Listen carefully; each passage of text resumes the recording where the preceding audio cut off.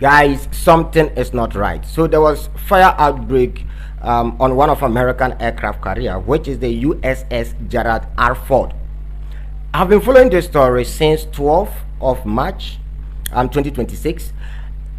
There were reports that American carrier group has moved from where they were stationed, and we all thought that they were going to Iran, right? Because of what Trump said. Trump said that they were going to use military force to open the Strait of Hormuz. He called on his allies or American allies to come in and support them. Yesterday, Trump even confirmed that some of their allies has accepted to join the war or to support them, escort vessels out of the Strait of Hormuz. So we were all thinking that, okay, well, the aircraft carrier group will move closer to the Strait of Hormuz, then they use military force to open the Strait of Hormuz. Well, this aircraft carrier group didn't move towards Iran. So the carrier group moved deeper and far from Iran. Currently, they are over 1,000 kilometers away from Iran. It doesn't make sense, right? Because the further you go, the more difficult it is to hit Iran, unless something is wrong. So this whole fire outbreak story started trending yesterday on Telegram, but I refuse to report about it because I don't like rushing out with information. That is one thing about me, because I am building trust, I am building reputation. So I always make sure that whatever I bring out, it is accurate. Now, the United States Army has confirmed that there was fire outbreak on one of their aircraft carrier, which is the USS Gerald R. As usual, they claim that it was not missile attack. I'm not surprised. Ever since this war began, America has never admitted, the Iranians hitting any of their assets. They've never confirmed that. The fire lasted for 30 solid hours. Over 600 sailors, all their beds went in flames. So currently, all these 600 sailors sleeps on bare floor. So this explains why they decided to move from their original position to the Red Sea. Now I am left with more questions than answers. What kind of electrical malfunction will lead to this fire outbreak to a point that over 600 crew members couldn't extinguish the fire? It took them over 30 solid hours. 30. These same aircraft carrier group members were in the Caribbean waters for, I think, more than 6 months, 5 or 6 months. Nothing went wrong. Boom. They started this war in Iran in less than 3 weeks. American weapons are developing faults on their own. Remember, just some few weeks ago, 3 American F-15 fighter jets were shot down. They claimed that it was friendly fire. We say, okay, no problem. Just 2 days ago, 2 or 3 days ago, 2 American air-to-air refueling aircrafts, one crashed and the other one landed in Tel Aviv, but it was badly damaged, right? This crash led to the death of 6 innocent American soldiers' lives. They claim it was electronic malfunction that led to that particular crash. Think about this critically.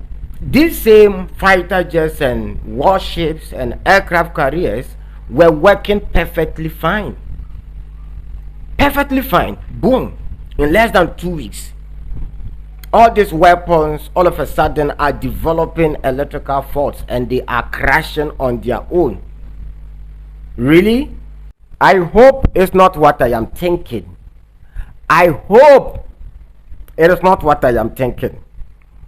Remember, when this war began, the Iran Revolutionary Guard claimed that they hit American aircraft carrier, which was the USS Abraham Lincoln. The Iranians continue to claim that they are hitting American warships. And I hope that this fire is not one of Iranian missiles or drones.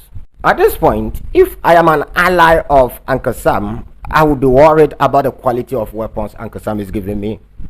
You all know most of Uncle Sam allies, they rely on their weapons, right?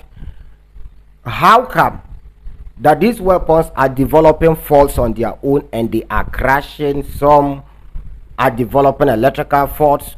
I mean, what kind of weapons are these?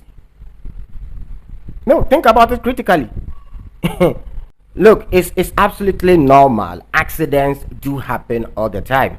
But when you look at the pattern, it's absolutely abnormal.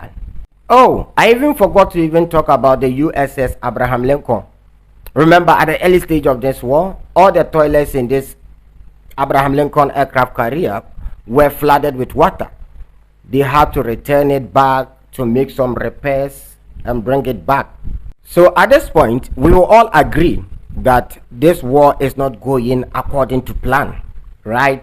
Now, what shocked me the most is yesterday, Trump was blaming the media. He was blaming the Washington Post, no, the New York Times and the Wall Street Journal. Today, Secretary of War Peter Hegseth or Hanseth or whatever his name is, that guy is also blaming the media. This was the same guy in less than a week when this war started who came out claiming that they have won the war, they've destroyed Iran army completely. This was the same guy. Now this guy is now complaining that the media is not helping them. Testing time ahead. If you are winning, why do you need the media? Why do you need the media to do your PR work for you? And it's quite funny, despite all the favorable contents that these media houses has putting out to support this government, yet they don't appreciate them. They are going around, attacking them. Look, the fact is, if you are winning, everybody have eyes. That is the fact. The fact is, because you are not winning and people are asking you questions, all of a sudden you guys are now attacking the media, right? Look, this is not in the 1960s when there was no social media, so you could tell the public anything about the Vietnam War and people will believe you. This is not in 1999 when there was no social media, whereby whatever you said about the Kosovo War, people will believe you. This is not in 2003 when you invaded Iraq. Nobody had access to any information apart from what the mainstream media was reporting. We are in 2026. We are in an era whereby even before your missiles land, there is somebody already with a camera recording the whole thing. What has changed is not the media that you guys are blaming, but it is rather the help of social media. That is one thing they don't understand. What has changed is now people have access to alternative news sources. People don't basically have to rely on what the mainstream media will say. Back in the 1960s, we in Africa here, there was no way that we were going to know exactly what was happening in Vietnam than to rely on what the BBC and the CNN were telling us. But today, it is completely different. Interesting time ahead. The war that was supposed to last, I think, is it 2 days? 48 hours? We are currently in the what? I've even lost track of the days. Day 15 or 16. Whatever.